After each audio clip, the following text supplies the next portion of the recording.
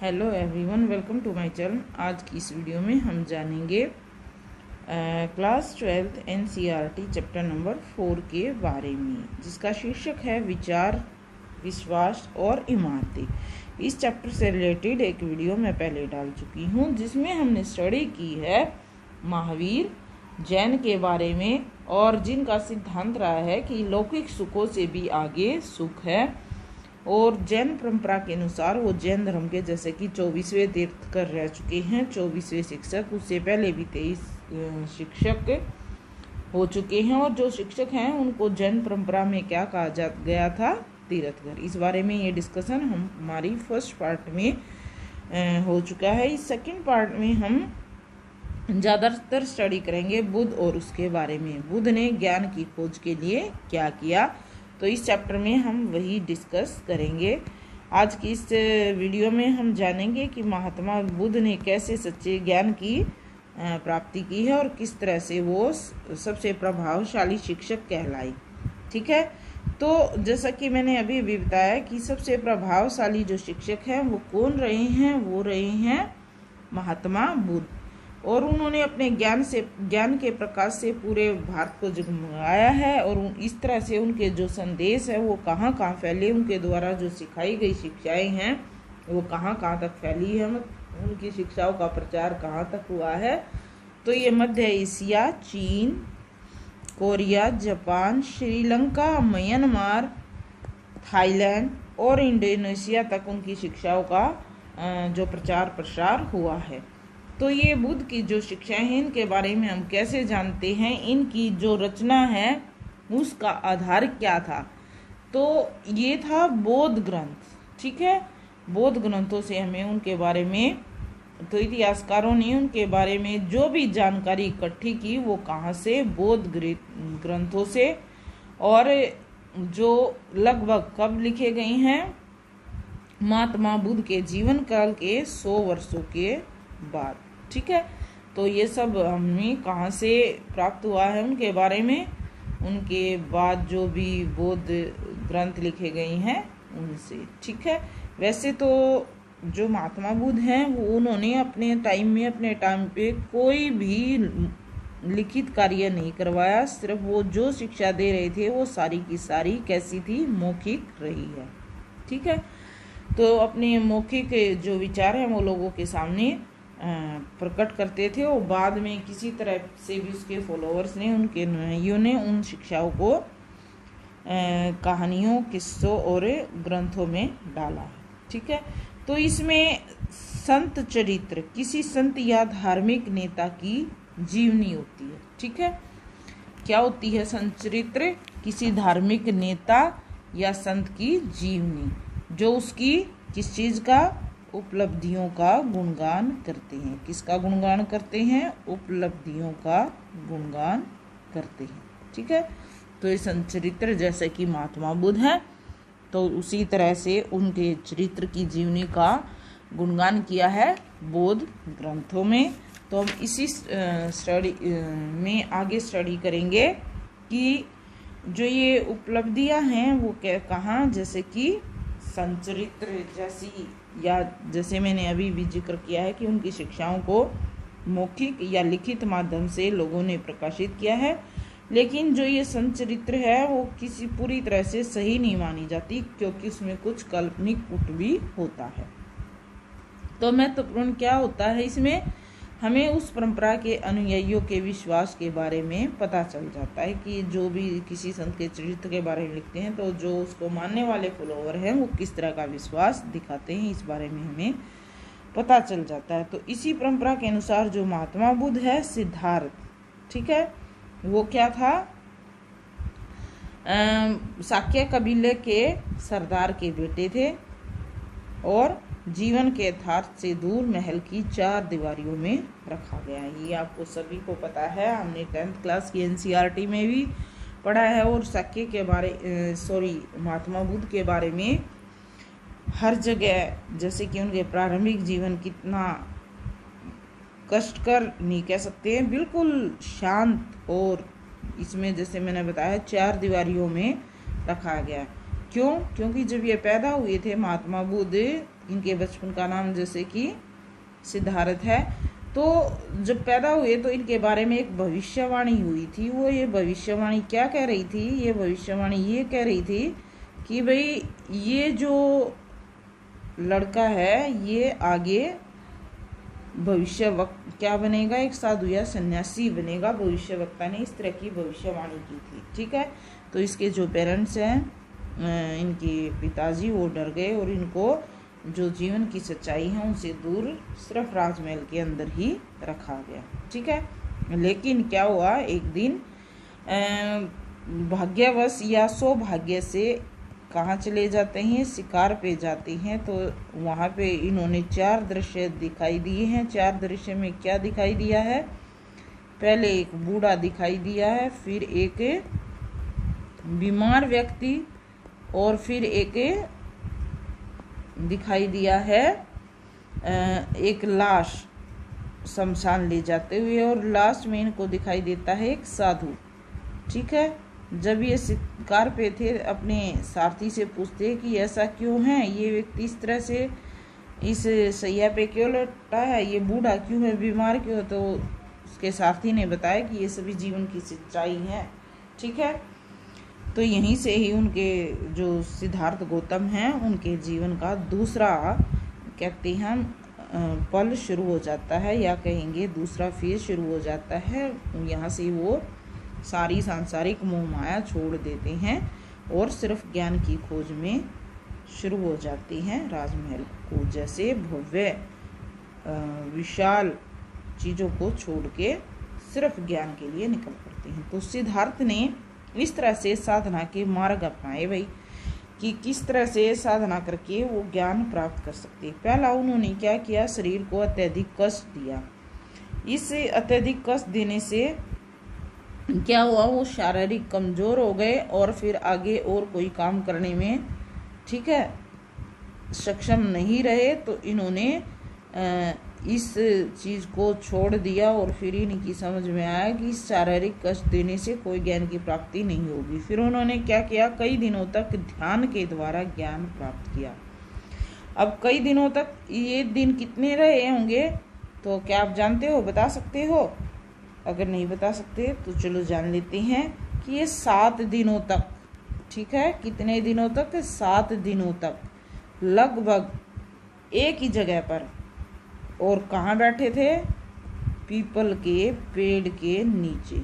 ठीक है, ये जो पीपल का पेड़ है, ये बाद में जब 7 दिनों के बाद इनको ज्ञान प्राप्त हो गया तो क्या कहलाया, बोधि ट्री, बोधि वृक्ष। ठीक है, बोधि मतलब बुद्धि देने वाला पेड़। तो इस तरह से 7 दिनों के बाद इन्हें ज्ञान प्राप्त हो जाता है, और इसके बाद सारा जीवन इन्होंने शिक्षा देने में ही लगा दिया। जब तक ये रहे, जब तक इन्हें निर्वाण प्राप्त नहीं हुआ, तो ये सब कुछ अपना सारा टाइम शिक्षा देने में ही लगाते रहे। तो ये थे महात्मा बुद्ध के बारे में एक छोटी सी कहानी, कि कहाँ से उनके जीवन में बदलाव आने शुरू हुए हैं। ठीक है, फिर इसके बाद है कि उन्होंने जो सीखा और जो सीखने के बाद लोगों को सिखाया, तो उनकी जो शिक्षाएं हैं उसको कहाँ सुरक्षित किया गया है, त्रिपिटक में। त्रिपिटक, इसके बारे में हम इससे पहले वाली वीडियो में डिस्कस कर चुके हैं। 3 टोकरियां जिसमें कहानियों के आधार पर पुनर्निर्मित किया गया। ठीक है, कि किस तरह की कहानी है, इस तरह से दोबारा से निर्माण किया गया। कुछ कहानियां कैसी हैं, अलौकिक शक्तियों का वर्णन करती हैं।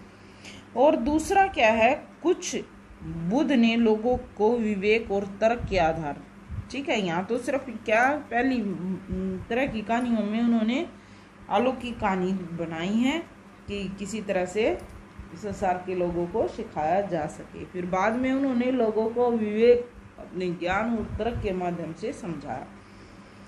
तो ऐसी एक स्टोरी है जो विवेक और तर्क के का पुट देती है, या उसको किसा गौतमी की। किसा गौतमी क्या है, एक ब्राह्मणी थी, तो उसका बेटा मर जाता है। बेटे की शोक में वो इतनी पागल हो जाती है कि सबसे कहती है कि उसके बेटे को जीवित कर दो। ठीक है, एक व्यक्ति से दूसरे व्यक्ति के, तो जो ये लोग हैं उसको कहाँ भेजते हैं, गौतम बुद्ध के पास।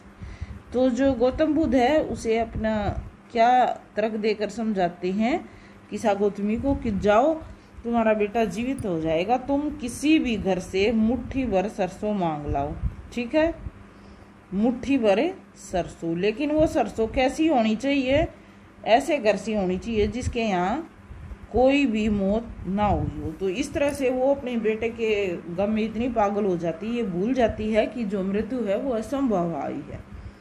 तो घर घर जाती है, लेकिन उसे कोई भी घर ऐसा नहीं मिलता जिसके घर में मौत ना हुई हो। फिर वो वापस महात्मा बुद्ध के पास आती है, तो महात्मा बुद्ध उन्हें कहते हैं कि संसार ऐसे ही चलता है कि ये जो लाइट है, एक शहर की लाइट उस टाइम पे जल रही थी, तो उसका उदाहरण देते हुए कहता है कि जैसे लाइट बुझ रही है और जल रही है, उसी तरह से हमारा जीवन भी जलता और बुझता है। मतलब कि एक बार पैदा होते हैं और हम मरते हैं। तो ये इस कहानी का सार है कि भाई उन्होंने सिंपल सा उदाहरण देके किसा गौतमी को समझा दिया कि मृत्यु असंभव है। तो बौद्ध दर्शन जो है वो क्या कहता है? विश्व अनित्य है। ठीक है, लगातार बदल रहा है, इसमें हर बार चेंज होगा।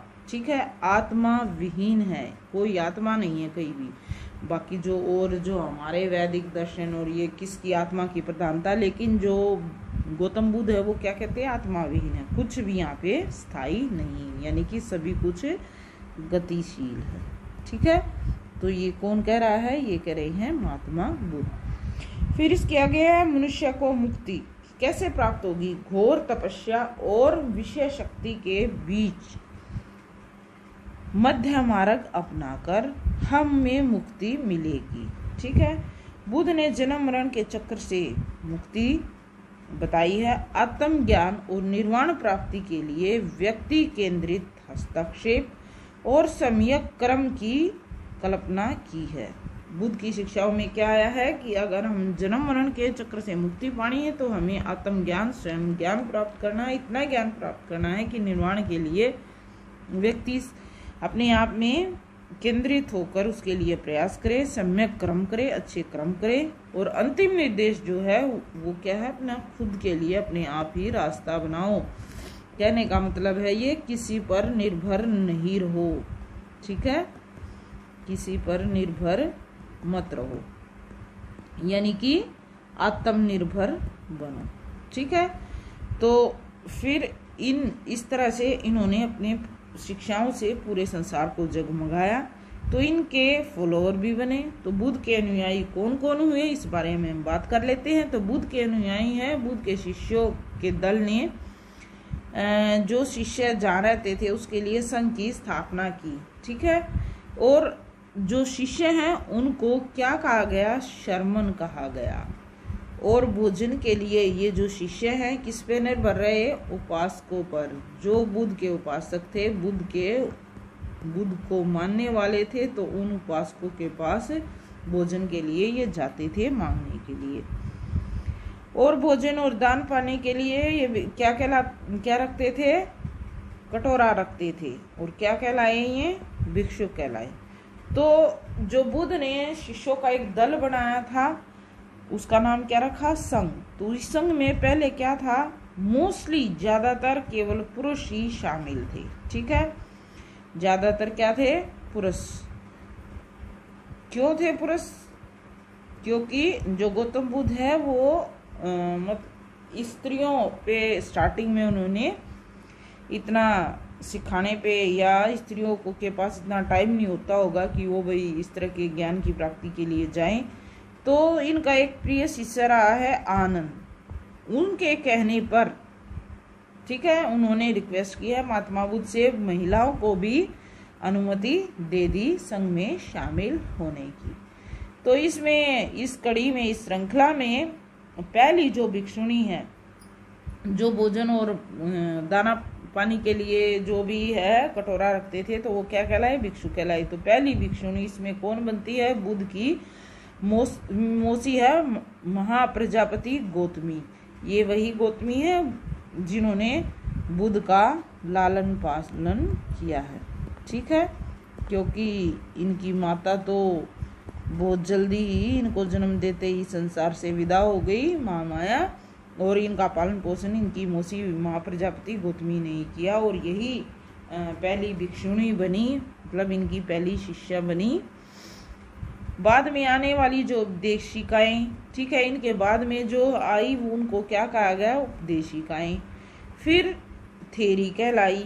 पहले तो उनको क्या का नाम रखा गया है, उपदेशिका, फिर क्या, थेरी। थेरी का अर्थ जान लेते हैं पहले। थेरी क्यों कहलाई?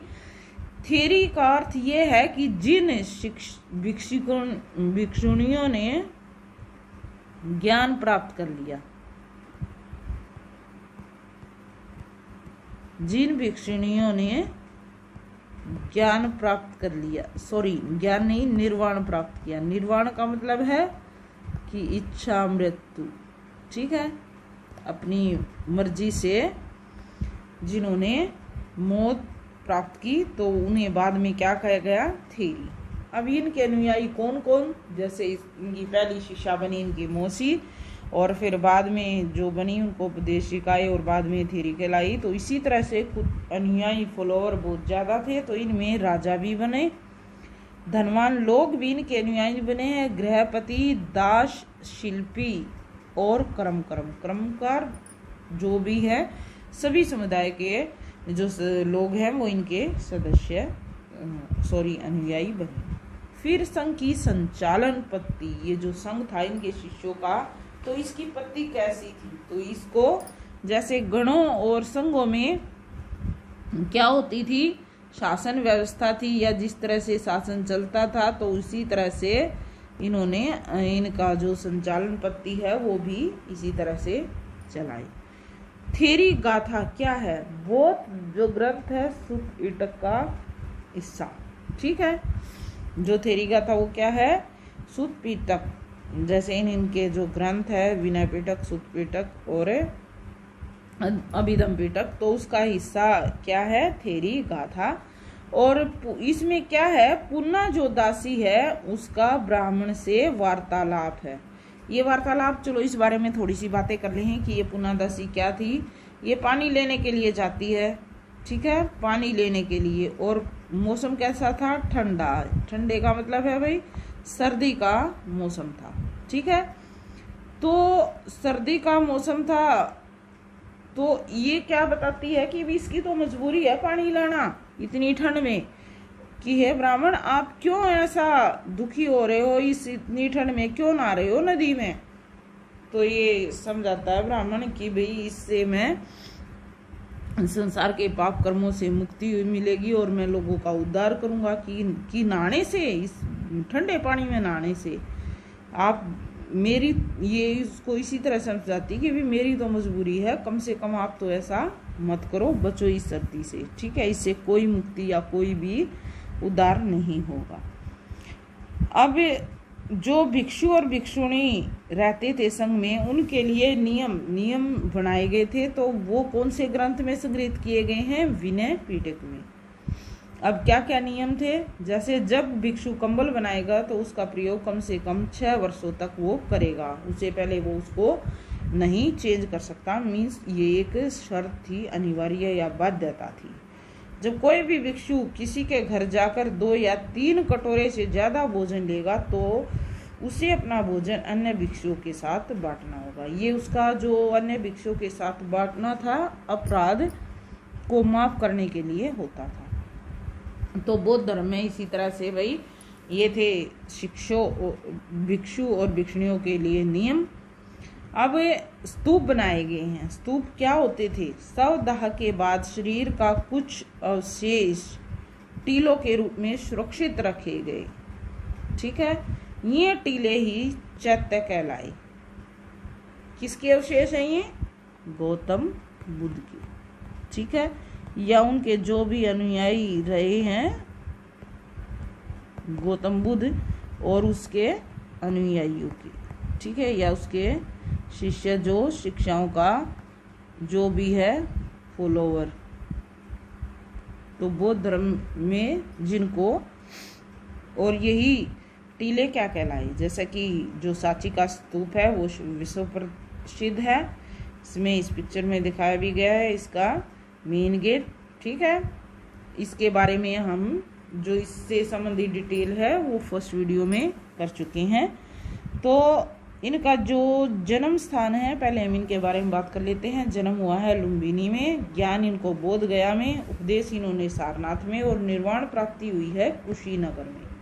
ठीक है, तो ये चारों के चारों इन बोध के जीवन के वर्णन है। स्तूप क्यों बनाए गए? कुछ पवित्र जगह बुद्ध से जुड़े अवशेष और उनकी अस्थियों को गाड़ दिया गया और इन टीलों को ही स्तूप कहा गया। अशोकावदान जो ग्रंथ है उसने अशोक ने बुद्ध के अवशेषों को हर हिस्से में बांटकर उनके ऊपर स्तूप बनाने का आदेश दिया है। इस ग्रंथ में हमें मिलता है। स्तूप की संरचना क्या होती है? टीला, टीले के अर्थ टीला है, चारों ओर एक वेदिका होती है जो पवित्र स्थल को बाकी दुनिया से अलग करती है, इसे ही स्तूप कहा गया है।